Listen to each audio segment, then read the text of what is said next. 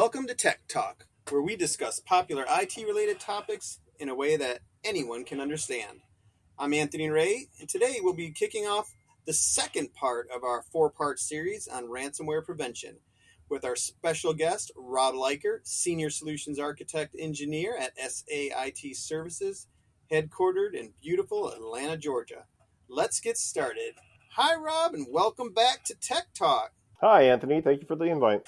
So tell me, last time we talked about what ransomware was, where it was coming from, what people were ransoming, and the size of a company that could be impacted by ransomware. I'd like to talk a little bit today about a big part of what you mentioned in the last episode, email, and what companies can do to prevent the ransomware pirates going after our email systems. Oh, definitely, Anthony. So right now there is a barrage of suspect emails floating around the internet, and they're coming from everywhere. And there's a ton of basically fire and forget type scripts running in the background that are creating these massive quantities of emails. Now, some of them might not be ransomware. Some of them may just be kind of suspect or phishing type emails.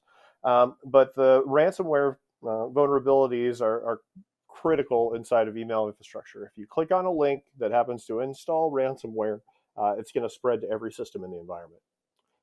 Putting a good email filtering system into place can prevent a lot of this, not only nonsense emails from coming into your inbox, but also remove any unwanted links or any suspect links from those emails before they're sent to your users. So I use Outlook, Rob, and I know Outlook has a snappy little tool in there that lets me just send stuff to the spam or junk folder. Is that what you're talking about?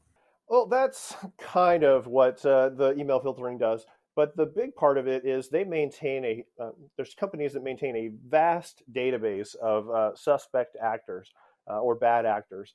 And they'll actually prevent these users from sending email to your environment, as well as stop any, or they'll actually redirect links that are sent via email so that they can scan them appropriately and see if they're good or bad. Wow, that seems pretty high tech. Are products like that out of the reach of the small, medium-sized business? No, actually, we have a per user kind of basis that we've been using with a lot of our customers, and it's very comparable to any of the other Office products that you can add on, and it comes down to just a couple dollars a month. Sweet. All right. Well, Rob, thanks a bunch for coming on, and that brings us to the end of part 2 of our 4-part series discussing ransomware prevention.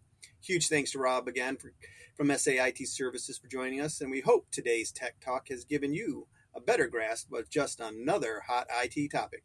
As always, thanks for listening to Tech Talk, where we explain our popular IT topics in a way that anyone can understand.